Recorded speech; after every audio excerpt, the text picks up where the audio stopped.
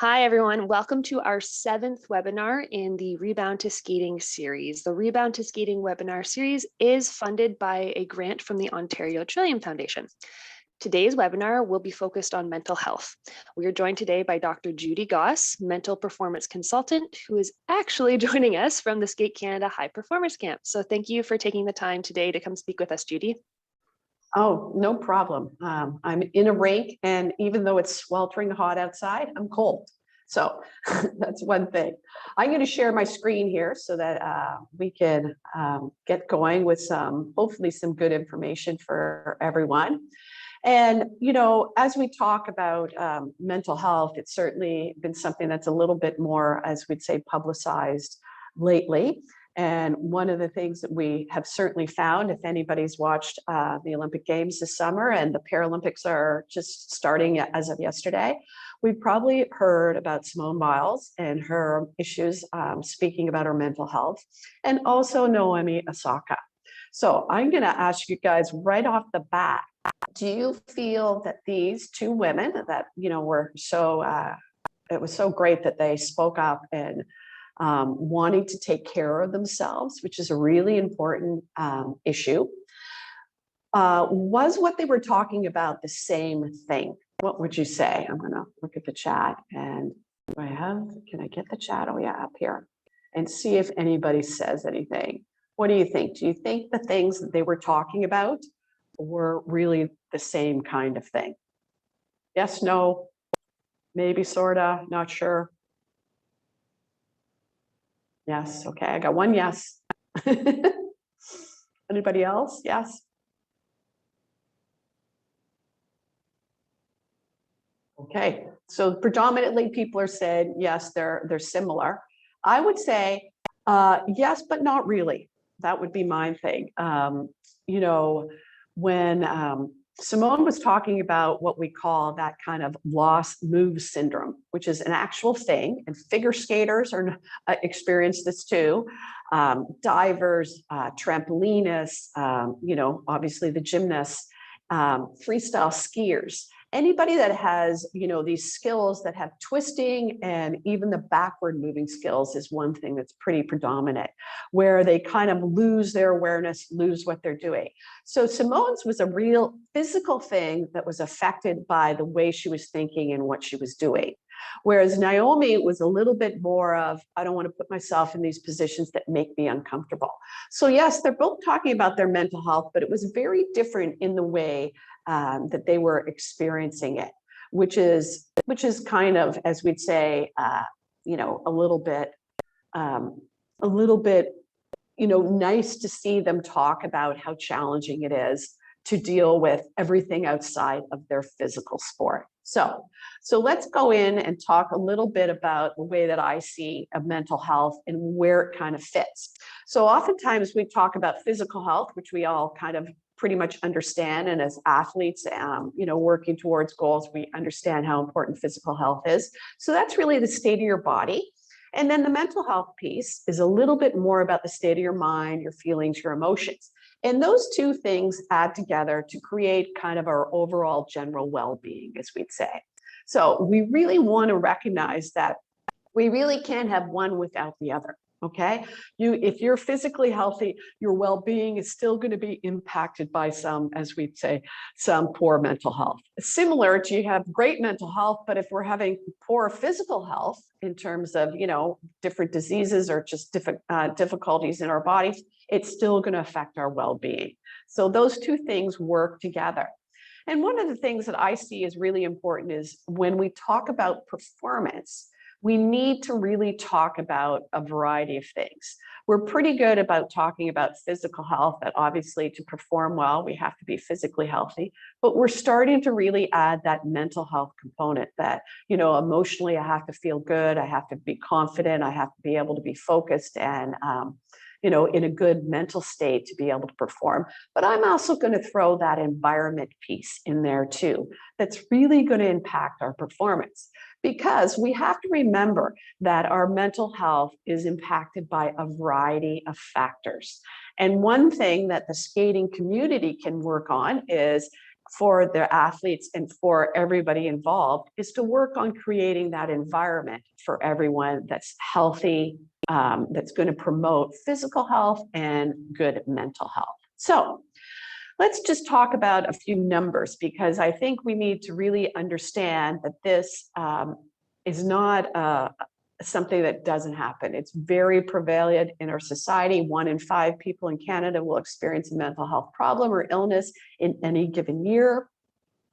60% of people have mental health problems don't seek the help that they need. And just because stigma is obviously the main reason, but also not knowing what to do. Okay. When I'm feeling kind of, upset or blue, or I'm having problems, I'm not sure who to reach out to or how to. Lots of people, there's lots of resources, and we're going to get a handout that will provide some of those resources to get help and support.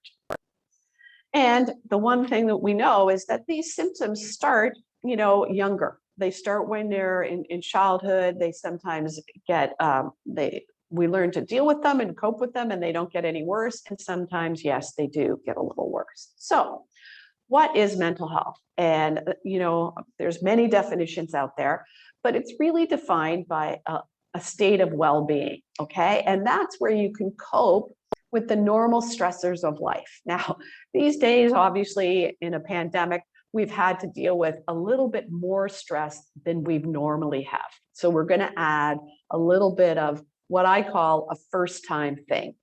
I, was preparing athletes ready to go to the Olympics in actually 2020 when they were supposed to occur. And, we talk about lots of things that could occur. Unfortunately, someone, in your family may die, may pass away. You may have an injury in preparation for the Olympics, all the kinds of different things that could go wrong. I never once mentioned the possibility of a global pandemic and that we needed to prepare for that, because it's a first-time thing for me too. So we have to realize that when we are dealing with these kind of first-time things, we're not going to be good at it. Okay. For you to be able to manage this perfectly with no problems, no issues, that's just not the way it works. Okay. So as we've heard with, medical advice and what's going to happen and how long this is going to take, it's kind of ebbed and flow. We've had to change, we've had to adapt. Okay.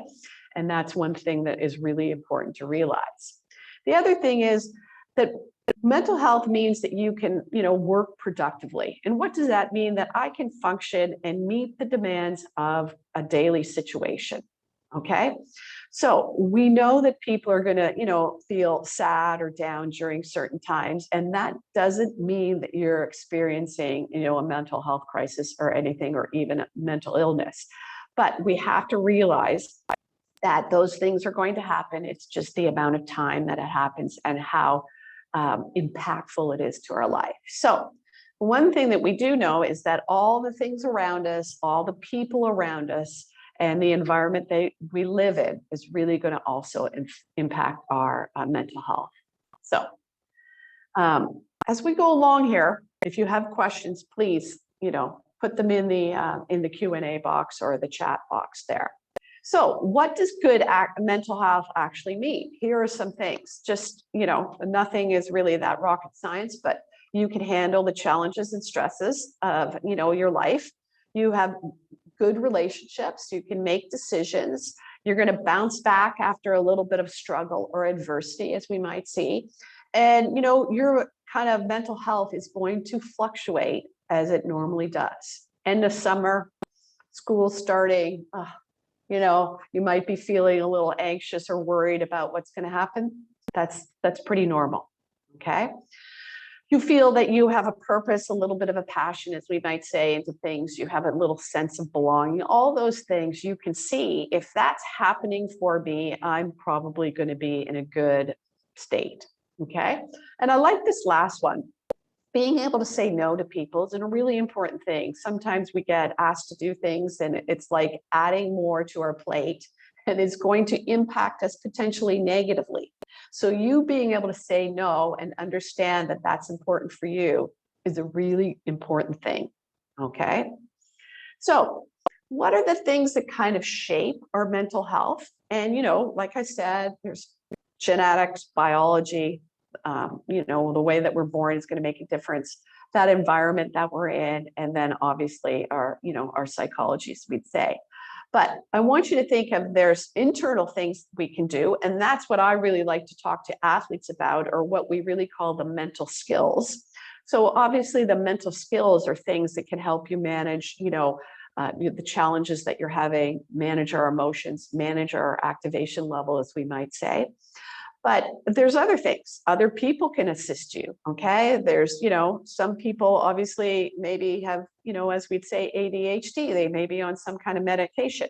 Those things can also help us, which are really important. So my first poll is, what do you think shapes the mental health of athletes? So if you can pick any of those or all that apply, we'll get a little bit of an idea of what you guys think really impacts an athlete's mental health.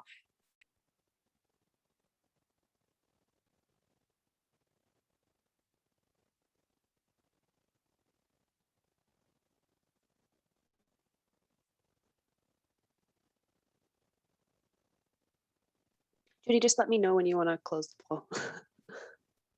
I don't know. We'll wait another, there's a few more people still in there, so we'll wait a few more seconds and then we'll get it closed.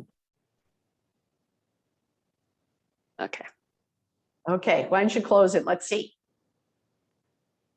Okay, well, everybody was kind of smart. They picked everything, but you can see how there wasn't one factor that really people didn't think impacted it. And that's really an important thing to realize, is that everything we do on a daily basis really does impact our mental health. Okay, so that means there's lots of ways to work with it. And I think that's one thing that we forget. The one thing I didn't put on there that I was thinking about later was your phone. Okay, but we'll talk about phones later. Okay, so let's move on. So one thing that we really want to think about, as I said, about that environment, and that's something that we can all impact, is can we really create a supportive environment? Okay, sometimes we treat mental health as just an individual thing, just with a person, and it's their problem, it's them. Whereas we really have to think of all the things that we do around can really also have an impact. So I'm going to ask you guys to answer this question down here in the box. What areas could you focus on to create a good environment, whether it's at the rink, it's at home, it's within your club? What could you do that would really help impact that positive environment? So anybody got any ideas out there? You can put them in the chat. What do you guys do already, hopefully at your club? You've thought about these kinds of things.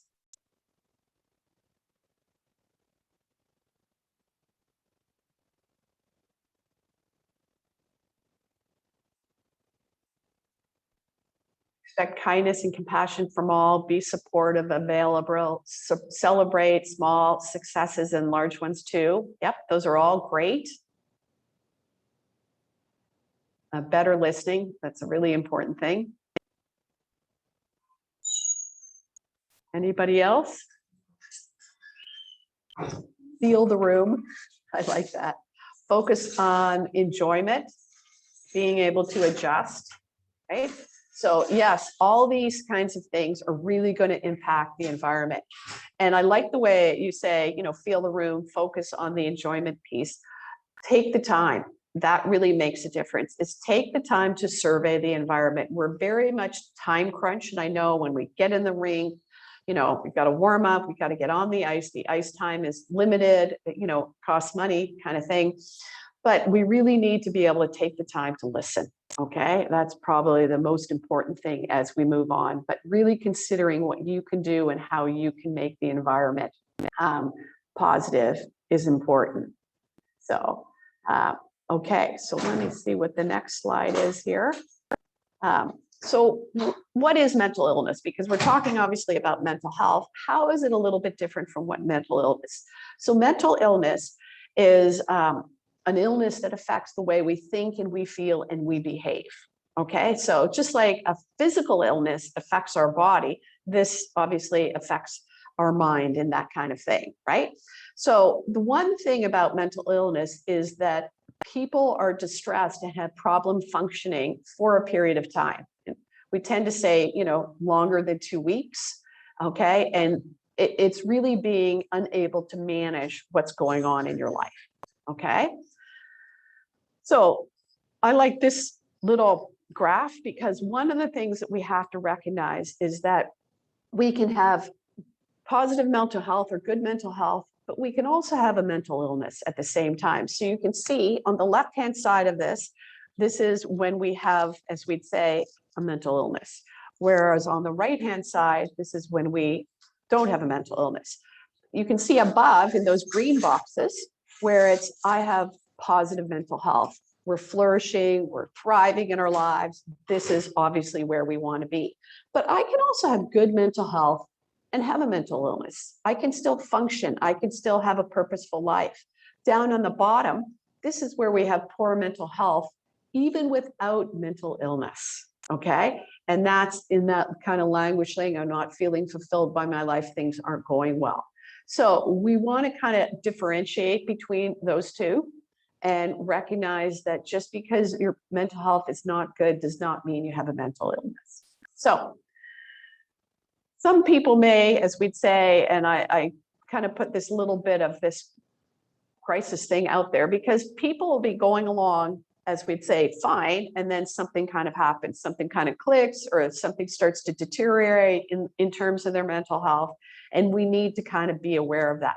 And as everyone gets back to skating, back into the environment, I really would encourage people to, as we'd say, check in with each other. Coaches to check in with skaters, administrators to check in with coaches, everybody to kind of check in with each other.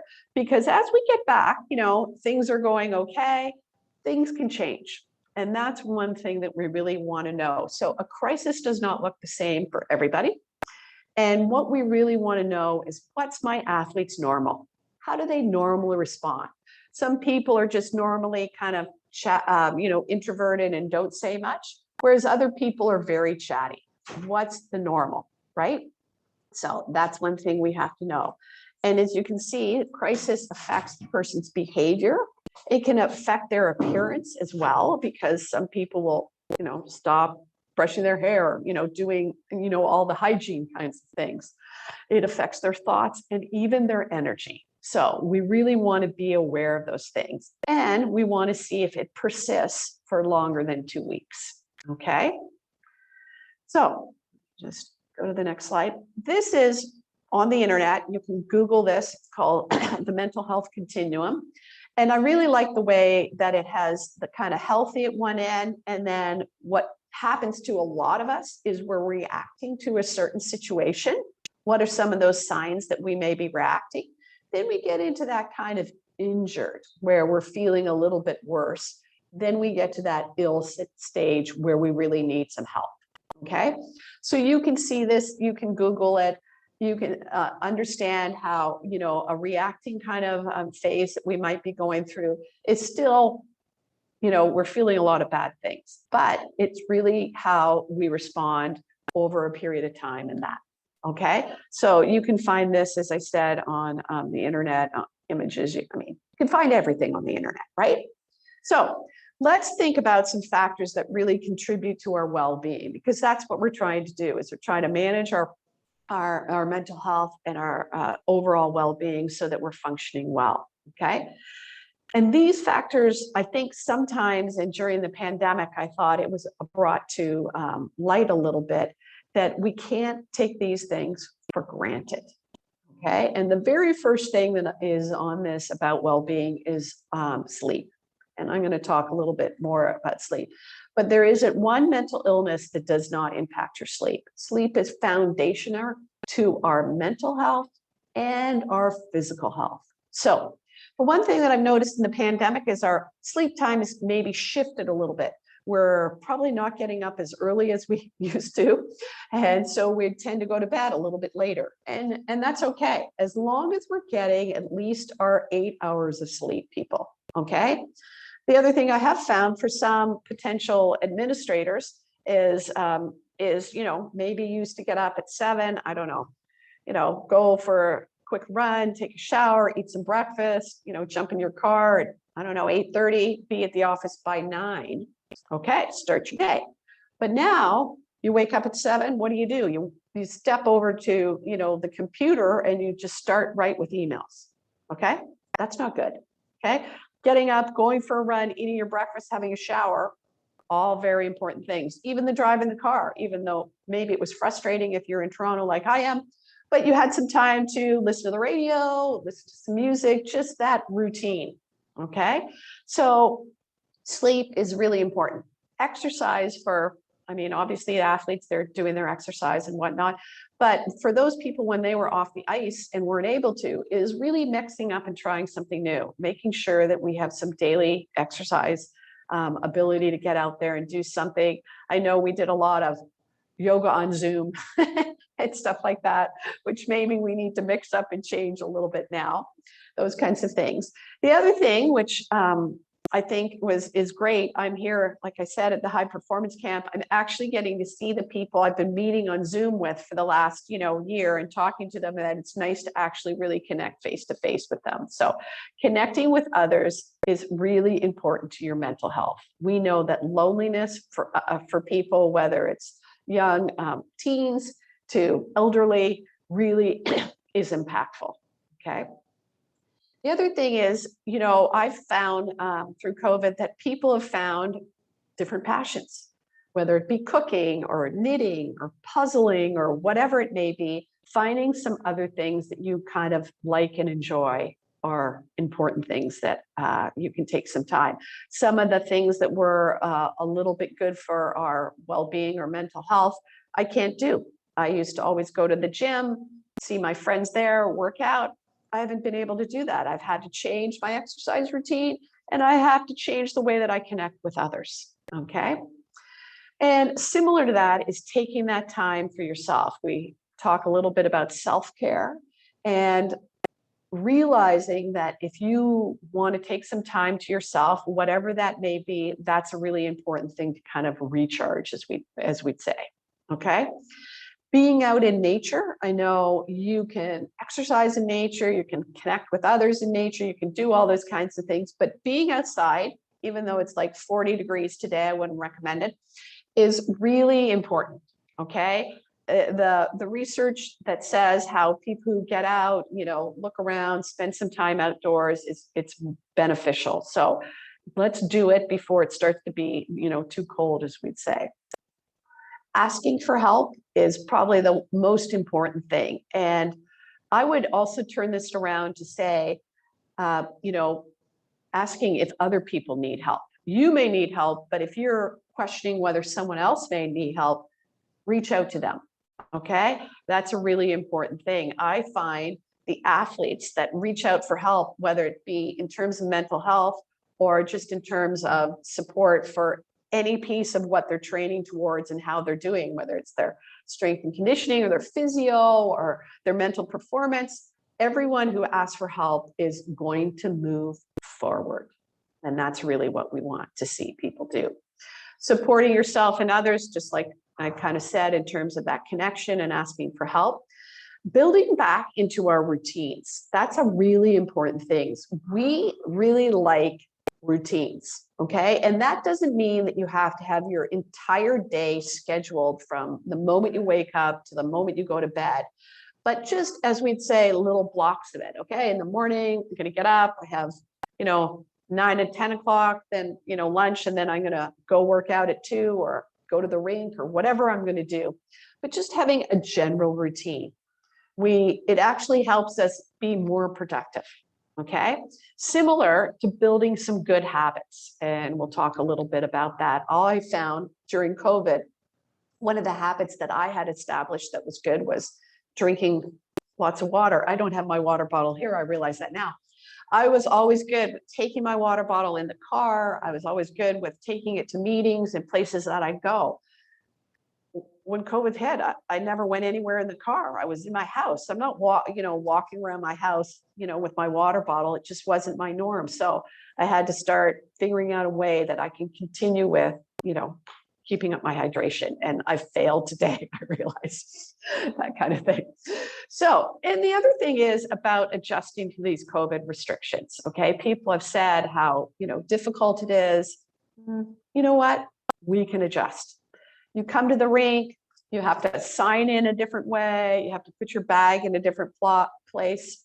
You can adjust. Everybody, we take our phone everywhere we go. So now I take my phone and a mask. That's not that big of a deal. We can make those minor adjustments to the COVID restrictions, okay? If we start making a big fuss about all of them, right?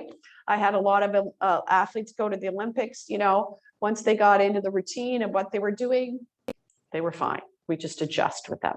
So those are some things to kind of think about. I said I'm going to talk a little bit more about sleep. And there I have the phone right up there because that's one of the things that obviously distracts us from our sleep. So you can see here that youth need 9.25, let's be very specific. It's obviously a range for everyone to be optimally alert, okay? We know that youth tend to be a little bit sleep deprived. And as we get back into training in school, our schedule is going to be a little bit more impacted, okay? And one of the things that I want everybody to understand is just how that lack of sleep really impacts our ability just to kind of, as we'd say, function. You can see the last bullet point there says, instead of lack of sleep, it's lack of sleep, correlates with a high lack of ability to exercise self-control, control ourselves and our emotions, increased aggressions, and we're a little bit more impulsive and short-tempered. Okay, so their sleep really hugely impacts us. Okay, so I'd really try to do this. Lots of people have, a snooze alarm on their phone. You can delete that from your phone, believe it or not. I would suggest that.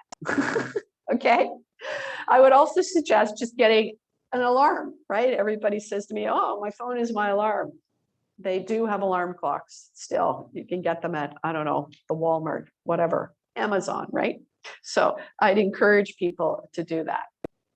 The other thing that I just kind of wanted to mention was I find that people recognize that I'm doing the things that I normally do, but with this added piece of the pandemic, a lot of changing of routine, a lot of uncertainty, it's kind of made me spill over kind of thing. It's a cumulative amount of stress. I'm used to dealing with certain things, but now I've gotten to the point where, my phone running out of power sends me over the edge. Something that I should normally be able to cope and deal with just is really impacting me. And that's not unusual. Okay. But we really want to make sure that we're aware of those kinds of things and how we take those things and notice them. So I always kind of think about what are those little stress triggers? What are those kinds of things that stress me out? The more that I'm self-aware, the more that I know what those things are, the better able I am to deal with them. So we know some of the natural kind of stress triggers would be isolation, loneliness, boredom. Believe it or not, boredom can be a stress trigger. Changing the routine, things that are different. I used to do it this way, now I have to do it that way. Unpredictability. So I'm going to ask you, what are some other stress triggers that you may have? What have you noticed? Put them in the chat there. Have you noticed any other kind of things that kind of are a stress trigger for you?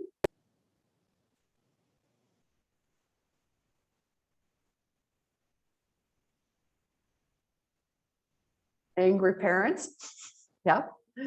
Administration, yeah, in terms of work and that kind of stuff, filling out forms, documenting things. What else is a stress trigger for you?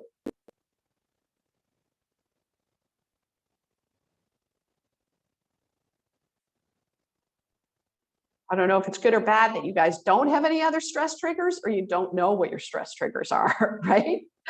That's an important thing. We really want to know that. One thing that I always say, oh, let's see, there's two more in the chat there. Meetings, okay? Every place has a different protocol. Yeah, that's true. Yeah, trying to program with all this uncertainty, it's pretty hard to to know when's the next competition, are you going to plan and prepare? So those kinds of things. So the real important thing is you understanding those things. So the minute that you see, oh, I have a meeting, I have to do this, preparing yourself is really going to make a difference. I also try to make people remember HALT, the acronym, which is when you're hungry, angry, lonely, tired, everything is going to be a little bit harder for you to deal with, right? So always have a snack. We want to learn to manage that anger, connect with others, and get that sleep, right? So let's just think about, let me just see what else is in the chat. Oh my God, that's great. The other thing is about this, pandemic, which most people have spoken about quite often, is the uncertainty. When is it going to end? What's going to happen? How is it going to evolve? And like I said, we don't know. Okay. And that's probably been challenging for all, but we have to remember that we're pretty good at dealing with uncertainty on a daily basis. It's just, we don't know what's going to happen. I don't know how long it's going to take me to get from one place in Toronto to the next problem, or place. I don't know if I'm going to go to school. What's the teacher going to talk about today? What's going to be on the test? When I go to skating, I don't know what the coach is going to make me do. Are we going to do a run through? Are we not going to do a run through though? I don't know how my jumps are going to unfold. There's a lot of uncertainty and we're pretty used to dealing with it. Okay. It just maybe seems a little bit more minor. Okay. But we have to understand that uncertainty can drive a little bit of anxiety, because that makes us think in the future, what could happen. Okay. So if I go to school and, the teacher says we're going to have a test on chapters 1 and 2, I'm pretty certain that chapter 1 and 2 are going to be in the test, but, she might grab something from someplace else. It might be on the test. I'm not really sure. So we have to realize that thinking in the future and wondering and supposing is going to create a little anxiety if we focus on what bad could happen. And that's a pretty natural thing for humans, because we're bred that way. We're bred to kind of, look for danger, as we'd say. Okay. When we scan the room, we used to come out of the cave in the caveman days looking for danger, and that kept us alive. Now we don't have as much physical danger. And so we still scan the room and we look for a little bit more of the psychological danger. What could go wrong? What does so-and-so think? What's all this kind of stuff? So we really have to recognize that anxiety, drives behavior when we face that uncertainty. And we really want to kind of be more adaptive. Okay. So let's think about it in what we can do. And as I said before, really thinking about building good habits is one way to kind of manage some of those natural things that we do. We realize that about 60% of the things we do on a daily basis is really built by a habit. Okay. We certainly do things, especially our little bit of our morning routine is a pretty good example of what a habit is. Okay. So here's some advice when we talk about habits, is try to layer habits together. And what that means is, okay, I'll give you an example. One of the things, that I did a couple of years ago when my kids left for school is I kind of cleared out a supplement cupboard that we had. So I got a bottle of vitamin D and I thought, oh, the kids always took vitamin D. It's good for them. It can't be bad for me. So I thought I'm going to start taking the vitamin D and finish off the bottle before it expires. So I took that vitamin D bottle to the office, put it by my computer, by my desk. I thought I'll take it in the morning, checking my emails and all that stuff. Didn't take it. So I brought it home. I put it in the kitchen, just right by the kitchen counter, because I thought every morning I feed the dog, I give the dog water. I can certainly, take my vitamin D tablet. Didn't work again. So finally what I did is I took it upstairs by my toothbrush. And I put it by my toothbrush, because every night before I go to bed, I brush my teeth and I usually rinse my mouth out. Perfect opportunity for me to take my vitamin D tablet. So I layered that new habit of taking the vitamin D tablet with the habit that I've already created of brushing my teeth. Okay. So just a simple example. Sometimes we can layer them together, put two habits together so that it becomes an easy fix. Okay. The other thing about habits is starting small. I find that most people, in terms of setting a goal for themselves, just set it way too big. Okay.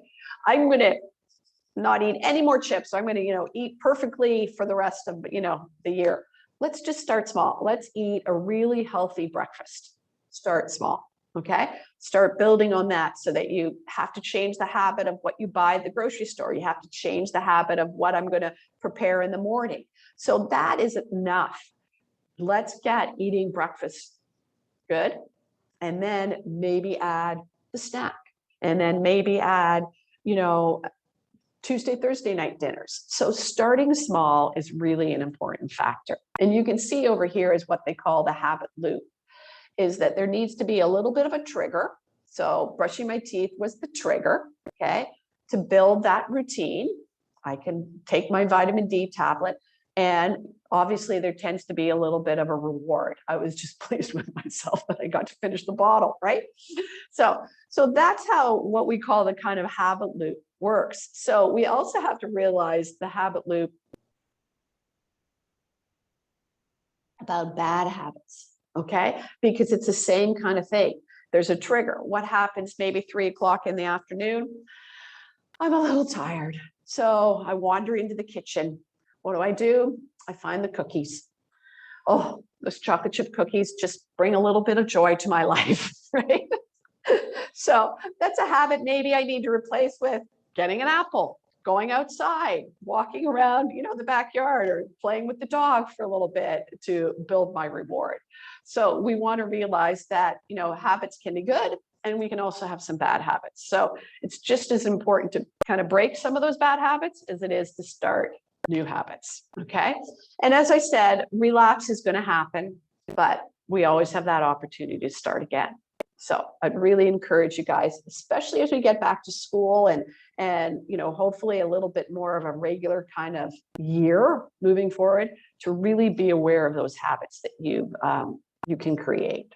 So with habits, I also have to talk a little bit about procrastination, because I find procrastination is something that most of us deal with. And, these are things that just impact us in terms of feeling bad. Okay. When I procrastinate about something that I need to do, all it does is make me feel bad. And those are things that contribute to our mental health. If I'm feeling bad about, finishing a project that I haven't worked on, or then I start, stressing out about it and getting anxious. Am I going to be able to do it? Am I going to be able to do it to the level that I want to do it? All those kinds of things, just make it difficult. Okay. So let's just think about what we do procrastinate about. And we tend to put off the things that either we don't like or are hard for us. Rarely do I procrastinate about, I don't know, getting an ice cream cone or something. The things that we procrastinate, we almost are emotional about. Okay. So the biggest thing is taking that first step, is just starting the action that you need to do. And I say to people, so if it's studying for a test, or, doing a term project, if you have to do that, start for 5 minutes. Okay. If you say to yourself, you just have to do this for 5 minutes, I bet you, once you get started, you will go for longer than 5 minutes. But it's that first critical step that's really the hardest. And we need to also kind of manage the emotions around those things that we don't like to do. Okay. We all have a list, right? That, cross off things, and there's always that thing that you move to the next list because you haven't done it, right? So really make a plan and attack those things, as we'd say, early on the day. We always get worse as the day goes on. We lose a little bit of self-control or willpower, as we might say. So any questions about procrastination? Because I find it's kind of one of those things that everybody struggles a little bit with. And if we were able to manage ourselves a little bit better, we'd probably be happy and more productive. So let me know if there's a question about that.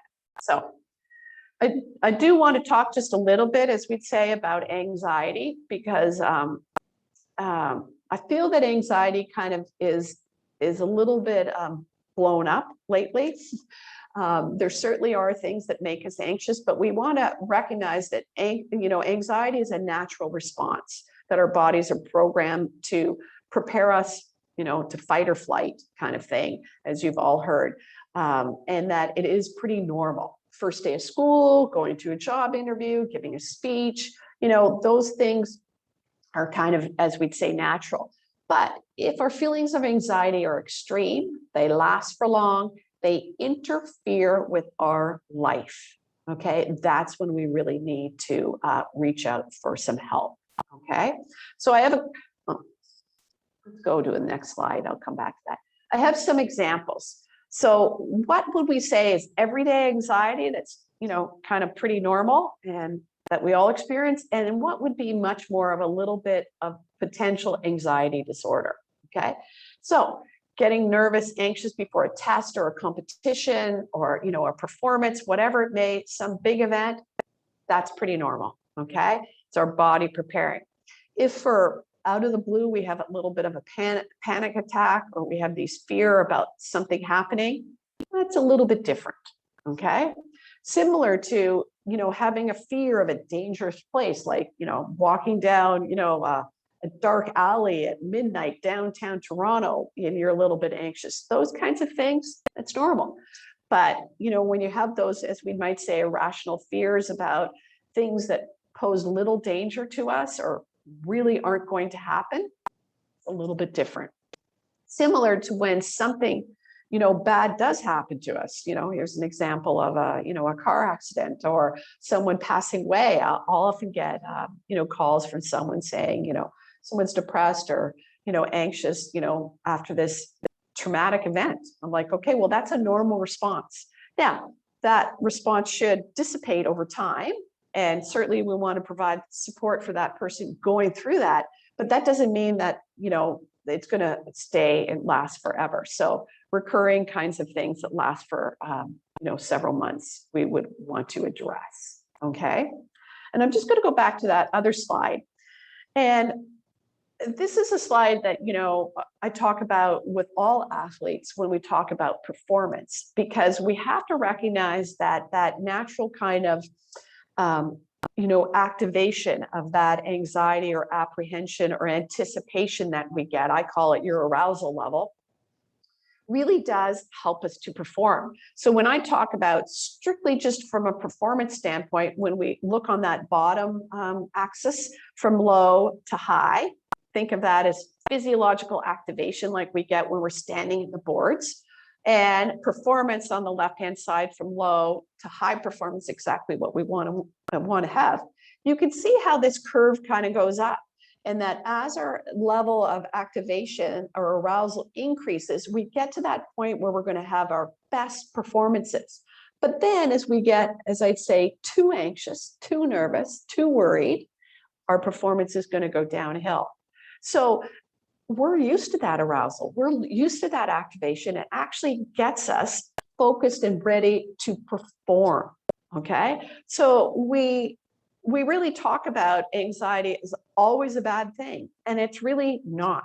Sometimes we need a little bit of that to make us perform, work hard, all those kinds of things. So you can see on the left-hand side, a little bit low performance there when we're not really interested or bored. Right there at that top, we kind of want to identify what that optimal level is for ourselves, okay? So just a few things, because, as we know, anxiety is something that impacts us physically, okay? And so we've all experienced these when we were, kind of sitting at the boards, the increased heart rate, maybe shortness of breath, a little sweating of our palms, feeling a little, restless. People always say it's hard for me to sleep the night before a competition, a little bit of muscle tension. Now, we don't like to see you obviously throwing up, feeling nauseated. That's when we're on that little bit of that too high side, and we do need to obviously calm ourselves down.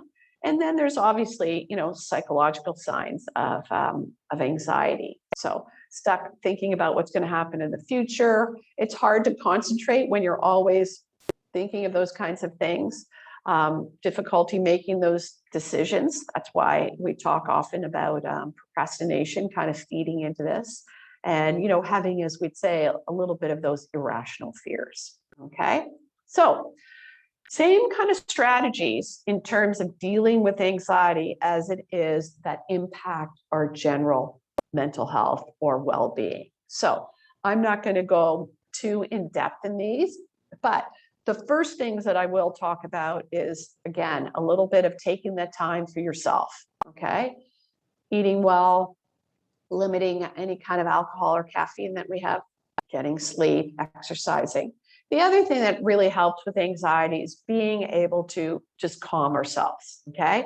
Taking, whether it be the deep breaths that you've probably learned prior to skating, any kind of strategy that kind of grounds you and brings you back to the present, okay? Because one of the things that really is anxiety provoking is thinking about the future. You're too far ahead of yourself. Bring yourself back to the present, okay? And the other thing is, we have to really accept the things that we don't have control over. We do not have control over COVID-19, when skating is going to start up, when I can take my mask off. We don't have control over that. So let's keep it in perspective and pay attention to the things that you can control and what's going to help you, as we'd say, move forward. So, the other thing that I often say to people who tend to get a little, anxious about upcoming competitions or tests, just those normal things, is sometimes we want to, as we'd say, gather evidence that provides us with information that I can handle the situation. Okay. So people say, oh, I'm never going to be able to study for the test. Okay. I have 2 weeks. It's 3 chapters. If I do a chapter every 4 or 5 days, I'm going to have enough time. So that be gathering the evidence, countering that kind of thought of, I'm never going to be able to do this kind of thing. Okay. We also want to think about what kind of positive outcomes. We're pretty good at thinking about the negative things that could happen. Let's think some of the positive, right? And what would be the things that I can do, the action steps that are going to help me to move forward. And I always find sometimes writing those positive things down when we're feeling a little confident and calm is really going to help us. Okay. And as I said before, really being in the present will help manage any worries or anxieties that we're having. If I'm fully engaged in what I'm doing, I'm not worrying about other things, concerned about things. And I know this is a terrible example, but I'm going to do it.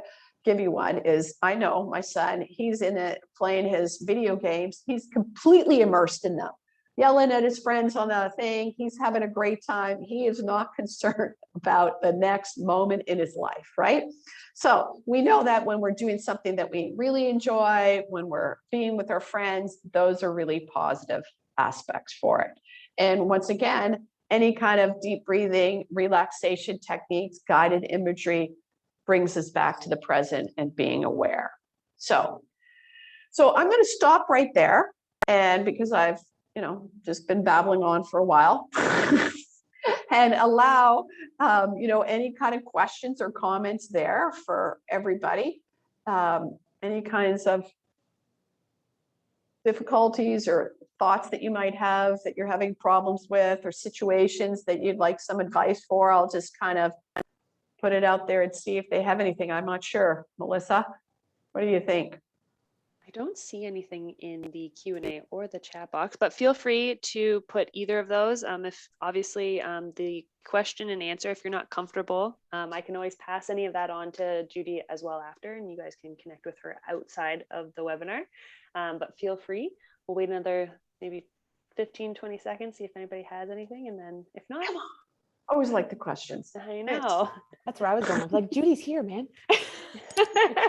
Get a user while she's here.